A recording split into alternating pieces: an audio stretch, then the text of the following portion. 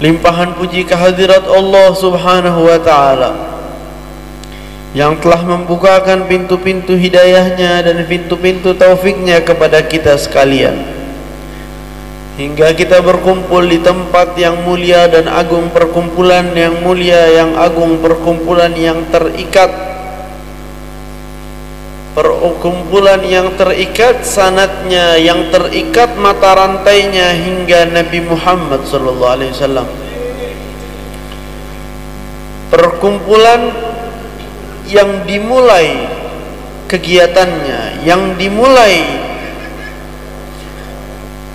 semua acara-acaranya atas dasar cinta kepada Nabi Muhammad sallallahu alaihi wasallam, hingga dinamakanlah Majlis Rasulullah sallallahu alaihi wasallam. Dan disitulah intisari dan perbedaan antara Majlis Rasulullah dan yang lainnya. Bukan berarti yang lainnya bagaimana atau mengurangi dari kadar yang lainnya, atau memuji-muji mengangkat nama Majlis Rasulullah, tapi untuk mengenalkan Majlis Rasulullah kepada semua yang mendengar bahwa Majlis Rasulullah namanya sesuai semestinya, nama Majlis Rasulullah sesuai nama dan yang dinamakan. Al-Habib Mundhir bin Fuad al-Musawa, seorang yang hidupnya habis dalam dakwah, penuh cinta kepada Nabi Muhammad SAW, yang cinta itu memenuhi jiwa beliau hingga meluap dan tumpah ruah kepada semua yang ada di sekitar beliau. Cinta kepada Nabi SAW yang memenuhi jiwa beliau hingga cinta itu menggerakkan jiwa dan raga beliau untuk mengajak orang-orang lain mengenal Nabi Muhammad SAW, mengenal rahmat Nabi Muhammad, mengenal kasih sayang Nabi Muhammad, mengenal sifat-sifat Nabi Muhammad, mengenal kemuliaan-kemuliaan Nabi SAW, semua atas gagasan cinta yang awal tadi. Beliau seorang yang lahir bukan dari keluarga ahli ilmu, bukan dari keluarga para orang-orang ahli agama ataupun seperti itu. Keluarga yang mungkin dari bagian agamanya tidak sangat jauh lebih banyak dari orang lain, tapi beliau merasakan, beliau mengetahui rasanya cinta kepada Rasulullah sampai semua apapun yang selain Nabi tidak ada harganya lagi. Dimana seorang jika sudah mencintai sesuatu, yang paling penting untuknya, yang paling berharga untuknya adalah sesuatu tersebut, tidak ada yang melebihi. Hingga cinta itu menggerakkan beliau langkah demi langkah, sampai bahkan di mana beliau dari sebelum berangkat sekolah di Darul Mustafa di Tarim sudah sering mimpi Nabi Muhammad SAW, sudah sering jumpa kepada Nabi SAW, hingga salah satu jumpanya itu melihat Nabi SAW memperkenalkan beliau dengan gurunya Al-Habib Umar bin Muhammad bin Salim bin Hafidh. Bahkan dikatakan beliau meminta untuk bisa mengenal, wahai Rasul, saya ingin mengenalmu lewat orang yang paling kau cintai. Saya mohon jika ada omongan seperti ini jangan disebar, karena tidak untuk umum. Orang yang paling kau cintai dijawab oleh sang Nabi SAW, aku akan perkenalkan nanti. Diperkenalkanlah dengan Al-Habib Umar bin Muhammad bin Salim bin Hafidh yang mengenalkan Rasulullah. Mengenallah beliau di suatu mimpi, di mana suatu hari Sayyidina Nabi SAW duduk di satu tempat, dan di kanannya ada Al-Habib Umar, dan di kanannya lagi ada Al-Habib Mundhir duduk di sampingnya, menunjukkan bahwa perantara dan jalan yang terbaik menuju Nabi adalah orang tersebut. adalah Al-Habib Umar bin Hafid. Kita berharap kita bisa duduk di sana. Al-Habib Munzir di samping Habib Umar.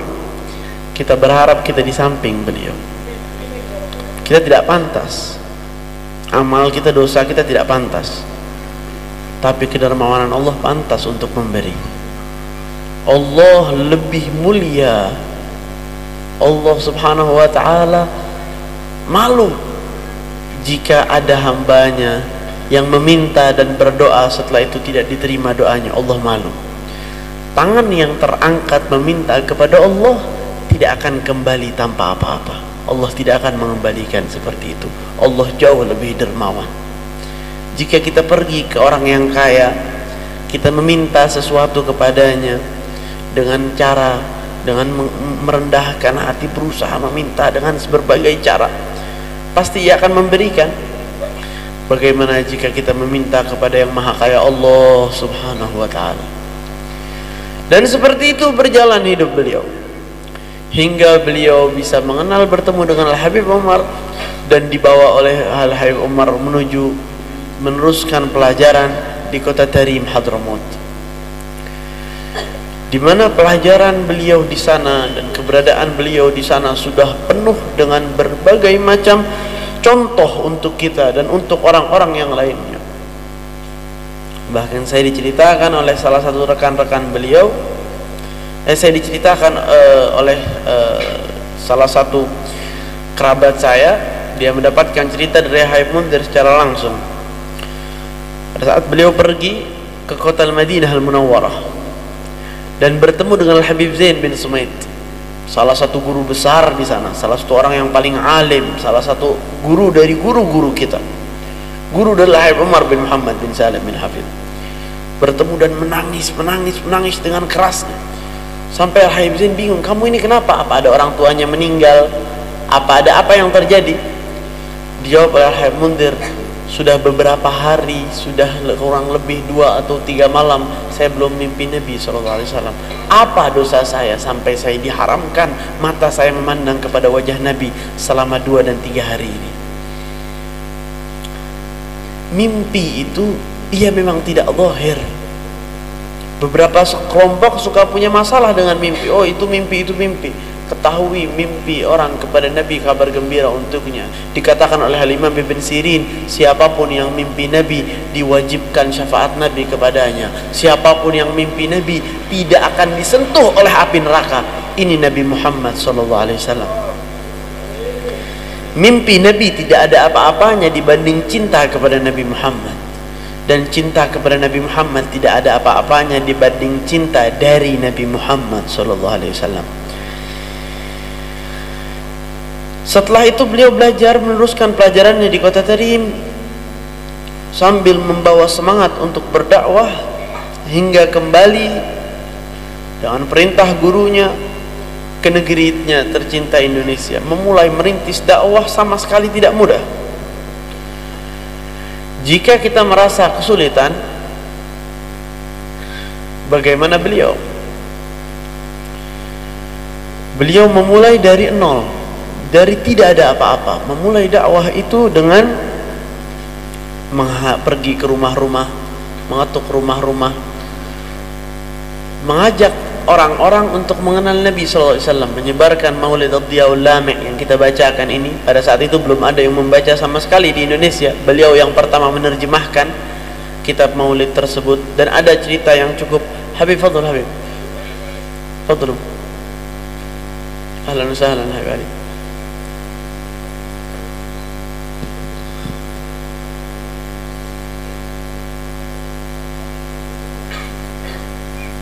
Ahlan wa sahlan, fadl. Memperkenalkan kepada orang-orang tentang Maulid Ad-Diyaul Lami' dan cinta kepada Nabi Muhammad SAW. Beliau belum punya apa-apa, belum dihormati oleh orang, belum dihargai oleh orang, tapi sudah mencintai majlis ta'lim luar biasa. Sudah mengeluarkan terlihat semangat yang luar biasa, di mana beliau seringkali mengadakan majlis di rumah-rumah orang-orang, menawarkan kepada orang-orang, membuat majlis di rumah mereka. yang hadir kadang 4 orang, kadang 5 orang. Dan seringkali beliau datang ke satu rumah yang punya rumah sudah tidur atau lagi tidak ada, mengetuk rumah tidak dibuka, menunggu di depan situ sampai subuh. Tidur di depan di teras rumah orang-orang, menunggu untuk bisa masuk untuk membacakan maulid dan menerangkan kepada mereka, menunjukkan, mengenalkan kepada mereka siapa Nabi Muhammad. Cintanya seperti itu kepada sang Nabi. Jalan waktu demi waktu sampai dibukalah nama majlis Rasulullah, karena memang majlisnya diperuntukkan untuk Rasulullah, tidak untuk harta, tidak untuk dunia, tidak untuk dihormati oleh orang dan lain sebagainya, untuk Rasulullah SAW. Ini niat beliau. Semakin luas majlis Rasulullah, semakin luas, semakin besar, semakin luas, hingga bahkan jika kita perhatikan pada saat itu, dari antara majlis mingguan, antara majlis dan majlis, kita bisa lihat perbedaannya. Setiap majlis semakin bertambah, bertambah, bertambah. Kita perhatikan itu. Setiap 1 tahun bertambah ribuan. Dari ratusan, dari beberapa orang sampai ribuan, sampai ratusan ribu. Bahkan pernah waktu rutinannya lebih dari 25 atau 35 ribu muslimin muslimat setiap minggunya malam Selasa. Begitu juga dengan malam Jumat. Bahkan waktu itu sempat maulid itu majlis setiap malam. Setiap malam yang hadir tidak kurang dari 10-15 ribu muslimin muslimat. Dan event-event besarnya sampai jutaan bahkan umat muslimin muslimat. Ratusan ribu, 500 ribu, 700 sampai 1 juta dan lebih dari umat Nabi yang berkumpul. Semua itu langkah demi langkah ketekunan dan keikhlasan dan niat beliau yang begitu luhur untuk menyebarkan kepada umat, mengenalkan kepada mereka siapa Rasulullah. Yang harus kita mengerti, kadar manfaat yang orang dapatkan dari kita, kadar keikhlasan kita. Kenapa manfaat dari beliau tidak terhitung, tidak terputus? Pada zaman beliau selalu bertambah, dan setelah beliau wafat tidak juga hancur, tidak juga hilang, karena ikhlasnya kepada Allah, karena kejujurannya dalam melakukan amal yang baik. Dan sebaliknya, jika orang melakukan sesuatu tanpa gagasan keikhlasan, maka semua amalnya itu akan hilang terbengkalai, akan tidak ada harganya. Pedulinya beliau kepada majlis ta'lim. Bahkan dulu beliau pada saat masih muda, sebelum berangkat ke Tarim, sebelum ia sekolah di Darul Mustafa, beliau sering menghadiri majlis Al-Habib Umar bin Hud Al-Attas, seorang wali besar di zamannya, seorang yang alim, yang wali. Beliau hadir, tempat itu kurang lebih 50 atau 30 km dari rumah beliau. Pada saat itu beliau memang belum punya pemasukan, belum punya uang, sering pergi ke sana naik ke bukan angkot, naik ke atas truk yang lagi jalan. Dia naik bergelantungan di atas truk sampai ke tujuan, dia loncat. Itu terkadang tempat itu di gunung, dari Cipanas, melewati jalan Cipanas, Puncak Pas sampai ke Cipayung. Cipayung awal waktu kita keluar tol, naik sedikit itu Cipayung. Cipanas mungkin 50-30 km melalui jalan, melewati gunung-gunung dan tempat yang sangat dingin. Mungkin di Jakarta ataupun di Bogor dan sekitarnya tempat paling dingin di situ. Kalau pernah ada yang pergi ke Taman Safari dan terus lurus ke dalam, ke atas. Tempatnya sangat dingin. Majelisnya selalu malam dan sering malam hujan. Hujan di atas mobil-mobil angkutan. Sampai hadir majlis taklim, mau masuk tidak boleh masuk karena di dalam menggunakan karpet seperti ini, karpet yang bagus untuk majlis taklim. Sedangkan baju beliau basah, tidak diizinkan masuk mengotori. Duduk, bukan balik, tidak, duduk meneduh di bawah pohon karena sambil hujan, bersandar di pohon hadir mendengarkan majlis taklim dari luar. Dan itu yang beliau, itu kehidupan beliau mudanya. Semangat beliau untuk hadir majlis taklim dan mengenal Allah, mengenal Rasulnya, mengetahui cinta kepada Allah dan Rasulnya, mengetahui cara untuk beramal, cara untuk mendekatkan dirinya kepada Allah dan Rasulnya, begitu agung dan luar biasa. Dan semangat itu tetap berada di hati beliau sampai sebelum wafatnya beliau. Sampai wafatnya beliau, tapi sebelum wafatnya beliau sering datang ke majelis taklim menggunakan kasur rumah sakit. Beliau menjalankan operasi dan itu menjadikan beliau susah, tidak bisa duduk. Jadi harus tidak duduk, terebah. Jadi mau tidak mau menggunakan kasur rumah sakit di tempat majelis. Karena apa? Kenapa beliau memaksakan hadir? Padahal banyak yang bisa menggantikan. Semangat yang ada dulu pada saat beliau tidak punya apa-apa, sampai semangat yang ada setelah beliau mempunyai segalanya. Ribuan jamaah berusaha bisa menyentuh berkah dari beliau, mencium tangan beliau, atau hanya memandang kepada wajah beliau. Semangatnya sama, tidak berkurang. Tidak berbeda banyaknya harta, sudah mempunyai kendaraan yang mewah atau tidak punya kendaraan, punya harta atau tidak punya harta, dihormati atau tidak dihormati, tidak berbeda untuk dia. Bahkan pada saat itu kalau beliau sakit ke rumah sakit, sering para wali kota ataupun para menteri datang berziarah ke rumah sakit menjenguk beliau. Bahkan seringkali ada hubungan dengan Bapak Presiden SBY Susilo Bambang Yudhoyono, seorang teman baik beliau. Waktu ia menjabat menjadi presiden sampai setelah ia turun dari kepresidenan menjadi mantan presiden, masih tetap ada hubungan yang baik. Itu jika orang sudah mempunyai kehormatan seperti itu, siapa yang berani mengganggu? Bagaimana biasanya manusia pada umumnya jika sudah diagungi oleh banyak orang, akan menganggap semuanya remeh, akan mementingkan kenyamanan dirinya. Tapi ini tidak. Yang dia pentingkan Nabi Muhammad, yang dia pentingkan yang bermanfaat untuk Nabi SAW. Sampai memaksakan dirinya seperti itu. Sering kali pergi hadir majelis taklim menggunakan kursi roda atau sambil diinfus dan lain sebagainya. Bahkan sering saya diceritakan oleh di beberapa tempat di mana beliau sering pergi dakwah dalam keadaan sakit, memaksakan. Beliau keluar karena masih ada acara, beliau tidak mau meninggalkan acara-acara tersebut. Kondisi beliau juga sakit, jadi mobil beliau di depan, di belakang mengikuti ambulan. Jadi kapanpun beliau terjatuh, ambulan itu sudah siap. Bahkan saya beberapa hari yang lalu saya sempat berada di Amuntai. Beliau pernah pergi berdakwah ke Amuntai dan sempat seperti itu. Baru satu acara beliau memang berangkat ke Amuntai dalam keadaan sakit. Berdakwah di sana, setelah acara berdiri bangun dari kursinya, terjatuh lagi tidak kuat, dibawa langsung. Baru hari itu juga dikembalikan ke Jakarta. Yang ini omongan ini khusus untuk siapa yang bergerak, yang khidmah, yang mengajukan apapun untuk majelis Rasulullah. Bahwa majelis Rasulullah ini tidak ada secara mudah. Ada nama majelis Rasulullah itu bukan mudah. Dan majelis Rasulullah tidak berdiri tanpa sebab.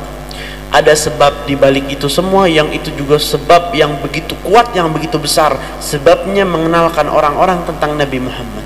Dan itu semua berhasil, berbuah yang kita lihat pada saat ini. Keberadaan majelis Rasulullah di sini dan keberadaan majelis Rasulullah di puluhan provinsi dan di kalau saya tidak salah 6 atau 7 negara di dunia ini. Keberadaan majelis Rasulullah di tempat-tempat itu semua bukti dari keikhlasan. Yang harus kita mengerti, jika Allah memberikan beliau itu semua, Allah bisa memberikannya kepada kita jika kita ikhlas. Pahala yang ia dapatkan akan sampai kepada kita jika kita ikhlas. Kabar perkumpulan ini akan sampai kepada beliau jika kita ikhlas. Kabar perkumpulan ini akan sampai kepada Nabi Muhammad jika kita ikhlas. Apapun yang dilakukan untuk Nabi tidak akan dilupakan oleh beliau. Jika manusia biasa kita berikan hadiah, dia akan mengingat hadiah tersebut. Bagaimana jika Nabi Muhammad SAW? Dan hadiah terbesar yang kita bisa berikan kepada beliau, mengajak umat beliau untuk mengenal beliau, menyelamatkan umat Nabi Muhammad dari siksa Allah, menyelamatkan umat Nabi Muhammad dari kegelapan di dunia, menyelamatkan umat Nabi Muhammad dari maksiat, menyelamatkan umat Nabi Muhammad dari nerakanya Allah. Itu adalah hadiah terbesar dan cara menggembirakan Nabi Muhammad, yang cara itu dimulai oleh guru-guru kita, dari para sahabat sampai para tabi'in hingga guru-guru sampai ke Habib Munzir bin Fuad al-Musawa. Ini cara beliau menggembirakan hati Nabi. Dan jika hati Nabi sudah gembira, janganlah bertanya-tanya lagi apa yang akan didapatkan, keluhuran di dunia dan di akhirat. Setelah 9 tahun wafatnya beliau, apa yang beliau pernah jalankan tidak berhenti. Orang masih tetap dapat hidayah. Berapa banyak orang bertaubat kembali kepada Allah karena beliau, dan pahalanya semua kembali kepada beliau. Dan yang jauh lebih agung dan mulia lagi, keberadaan beliau dengan kekasih beliau di akhirat. Itu yang paling besar, itu yang paling mulia. Balasan termulia yang bisa didapatkan oleh seseorang adalah hidup berada dengan kekasihnya di waktu yang abadi, yang tanpa henti, keberadaan bersama kekasih kita. Itu adalah kemuliaan yang paling tinggi. Jadi kita minta kepada Allah di waktu yang penuh dengan kemuliaan ini, di majlis yang penuh dengan kemuliaan ini, di saat yang penuh dengan kemuliaan ini, meluapkan hati kita, mengisi hati kita cinta kepada Allah dan Nabi Muhammad. Cinta kepada Allah dan Nabi Muhammad, cinta kepada Allah dan Nabi Muhammad, yang dengan cinta itu kita beramal di dunia, yang cinta itu membawa kita menuju puncak keluhuran di dunia dan akhirat, dan mempertemukan kami bersama orang-orang yang kami cintai. Amin Allahumma amin, amin Allahumma amin. Dan jadikan semua apapun yang kita lakukan membawa kegembiraan kepada hati Sayyidina Muhammad, membawa kegembiraan kepada hati Sayyidina Muhammad dan hati Al-Habib Munzir dan semua guru-guru kita. Waj'al kulla sa'yana wa a'malana masdara dukhuli sururin li qalbi nabiyina Muhammadin wa masyayikhina waj'alna qurrata 'ainin lahum. Wahai Allah, banyak dari kami yang masih terjerumus dalam maksiat, terjerumus dalam dosa. Wahai Allah, selamatkan kami dari kegelapan dosa menuju terang dan keluhurannya amal baik. Wahai Allah, cabut kesukaan kepada maksiat dari hati kami, menuju kecintaan kepada taat di hati kami. Wahai Allah, cabut cinta kepada selain Nabi-Mu dan selain orang-orang yang Kau ridhoi, gantikan dengan cinta kepada cinta yang mendekatkan kami kepadamu.